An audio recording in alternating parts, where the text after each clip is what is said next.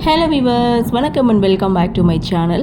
சண்முகம் பரணி சீரியலோட இன்னைக்கு எபிசோடுக்கான ரிவ்யூ என்ன அப்படின்றத பார்க்கலாம்.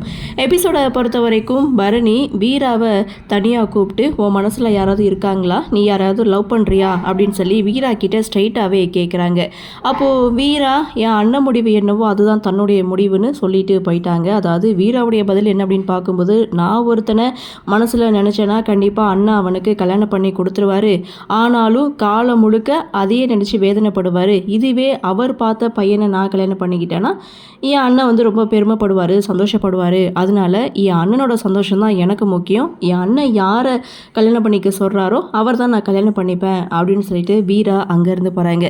அப்போது வீராவுடைய மனசில் என்ன இருக்குது அப்படின்றத சண்முகம் பரணி ரெண்டு பேருமே தெரிஞ்சுக்கிறாங்க. அப்படியே சீனை கட் பண்ணால் இங்கே சவுந்தரபாண்டி அடுத்த ஒரு பிளானை போடுறாங்க. அடுத்து சண்முக பரணி இவங்க ரெண்டு பேரும் எப்படியும் சிவபாலனை கூப்பிட்டு தான் பேசுவாங்க அப்படின்னு சொல்லிட்டு இங்கே சவுந்தரபாண்டி முன்கூட்டியே சிவபாலன் கிட்டே பேசுகிறதுக்கு வெயிட் பண்ணிகிட்டு இருக்காங்க.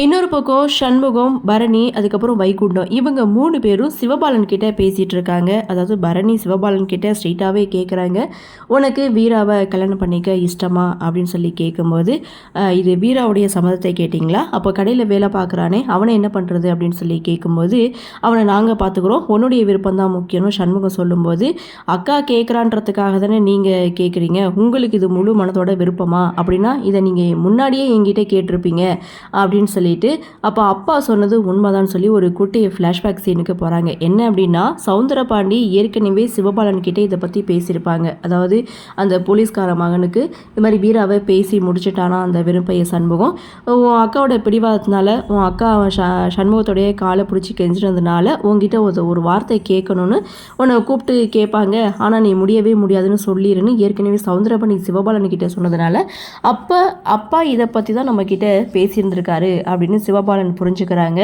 அப்போ சிவபாலன் அந்த இடத்துல சண்முகத்துக்கிட்ட முடியாதுன்னு சொல்லிடுறாங்க, நீங்கள் வீராவை யாருக்கு வேணாலும் கல்யாணம் பண்ணி கொடுத்துக்குங்க, எனக்கு ஒன்றும் ஆட்சேபனை இல்லைன்னு சொல்லிட்டு சிவபாலன் அங்கேருந்து போயிட்டாரு. அப்படியே சீனை கட் பண்ணால் சவுந்தரபாண்டி இங்கே போலீஸ்கார அம்மாவுக்கு கால் பண்ணுறாங்க. அதாவது வைஜெயந்திக்கு கால் பண்ணி ஒரு பிளான் பண்ணோம் அப்படின்னா தூங்காமல் கொல்லாமல் இருந்து அதை செய்து முடிக்கணும் அப்படின்னு சொல்லிட்டு இந்த விஷயத்தை சொல்கிறாங்க. ஸோ உங்கள் பையன் கௌதம் வீராவை உண்மையாகவே லவ் பண்ணுறான் அப்படின்னு சொல்லி சண்முகத்தை மட்டும் இல்லை அந்த குடும்பத்தையே நீங்கள் நம்ப வைக்கணும், அப்போ தான் நம்முடைய சதித்திட்டம் வெற்றி அடையும் அப்படின்னு சொல்லி இவங்களுடைய கன்வர்சேஷனை முடிக்கிறாங்க.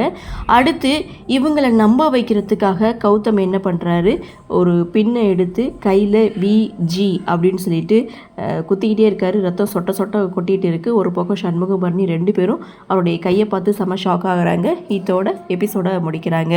இவர் நாடகம் ஆடுறாரு, இதை உண்மை நினச்சி நம்பிடுவாங்களோ அப்படின்ற எதிர்பார்ப்போட இன்றைக்கி எபிசோட முடிச்சிருக்காங்க. சரி, என்ன நடக்குது, என்ன மாதிரியான சுவாரஸ்யத்தோடு கதைக்கள நகர்வை கொண்டு வராங்க அப்படின்றத நாமளும் பொறுத்திருந்து பார்க்கலாம்.